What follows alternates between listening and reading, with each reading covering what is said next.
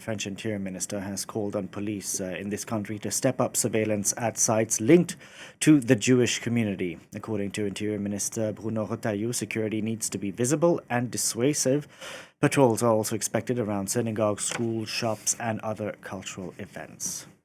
For more, we can bring in our foreign affairs commentator Douglas Herbert. Doug, let's go back to this story, which we're covering, of course, of that two Israeli embassy staff who were gunned down overnight in Washington. Condemnation also coming in from Israel itself. What's interesting here is there has been universal condemnation from across the spectrum, political, ideological divides, clearly, of what they see as an act motivated by hatred, by extremism, and by anti-Semitism. That's in the U.S. from Republicans, from Democrats, in Europe, across the political spectrum. That's one thing that everyone seems to agree on. What they don't seem to agree on is this is a horrible, tragic incident. And we're seeing in some of the reactions from within Israel. And we just heard Noga talking about the various factions, the internecine conflicts within the Israeli political establishment, and how, in a sense, this tragedy, the shooting of two young employees who were engaged to get married or about to be engaged at the Israeli outside an event in Washington, D.C., how it can be, in the eyes of some, almost weaponized politically to fit your political viewpoint or agenda. So case in point, Israel's foreign minister has reacted by saying, and like I said, everyone is condemning what they say is the anti-Semitism driving this, the extremism. Gideon Sa'ar, and I wrote it down so I get his words exactly right, said this is the direct result of the anti-Semitic incitement against Israel and Jews around the world that has been going on since the October 7th massacre, obviously referring to Hamas's horrific attack on October 7th, 2023 against Israel and the subsequent killing of 1,200 people, more than 1,200 people, the taking of 250 hostages back into Gaza.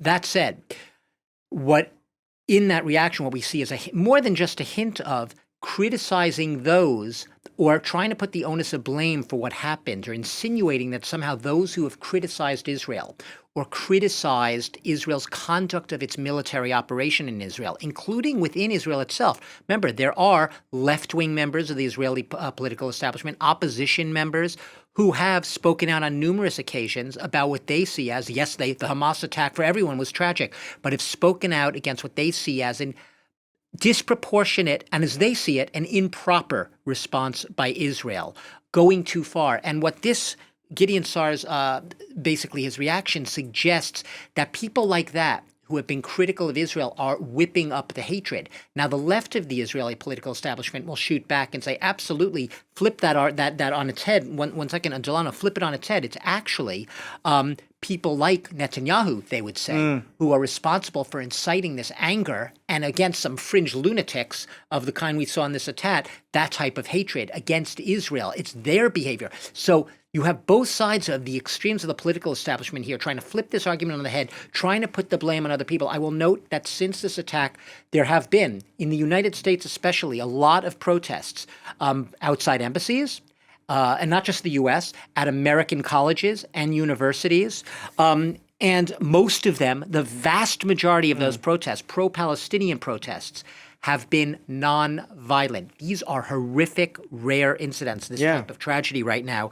Trump and his allies have suggested, however, that the protesters themselves, and I'm speaking specifically in this case about those who express an affinity or support for the Palestinian cause, right? I'm limiting just this observation to that.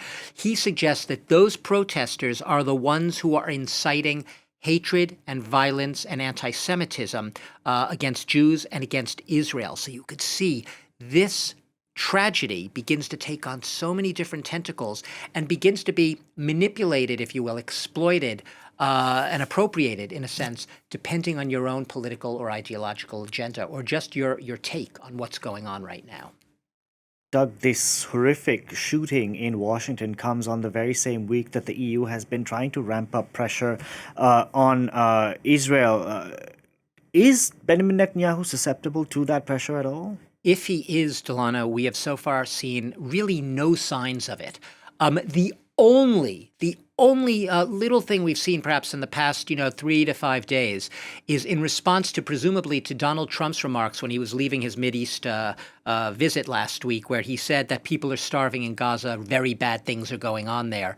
It seems that Netanyahu opened up a little bit of the humanitarian aid gap, just a tiny bit, right? There was what one official called, a European official called a trickle in the ocean of aid, of trucks that were let into Gaza. It was barely enough, to feed a few dozen people, but, in an enclave of over 2 million people. And that aid itself wasn't able to be distributed because it hasn't been able to get to the points to the people themselves. So, yeah, Netanyahu opened up a tiny bit of aid, perhaps responsive a little bit to the fact he sees that there's mounting pressure over the, quote, humanitarian aid question. But in general, no, just the opposite. Far from bowing to any pressure from the EU, he has shown all signs of going full throttle ahead, full speed ahead. I won't use the word he's gone rogue in a sense, but from the perspective of a lot in the international community, he's gone rogue to the extent that he seems right now hardwired to the wishes and the desires of his far-right cabinet, the most far-right government in history.